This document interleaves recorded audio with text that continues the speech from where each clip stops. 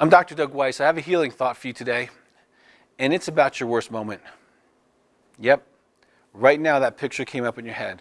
It was that bad thing you did, said, or wish you could never do in your life. You know, we all have a handful of those worst moments of, if I could have 10 minutes of my life to redirect, I wouldn't have done that, or this, or said this, or done that. We all have worst moments, but here's what can happen, is worst moments can begin to define you.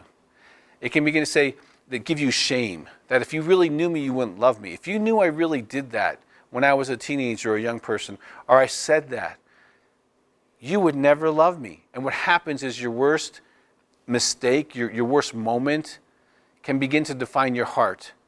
And it can begin to say you're not worthy, that you're not good enough, that you can't ever reach your destiny. Well, here's something I know.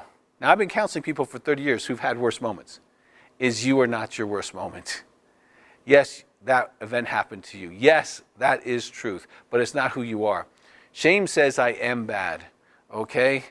Guilt said I did something bad. Yeah, you might have made a bad choice. Yes, you did have a worse moment. We all did. It gives us humility. It can give us strength of character. It can give us a lot of things, but it is not who you are.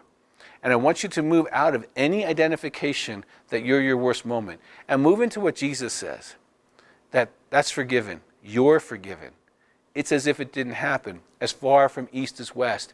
You are loved. You're loved beyond that event. You're more important than that one event. What God has for you to do on earth is way bigger than that event. So give that event no more thought. It is forgiven. You are loved, and you are not your worst moment.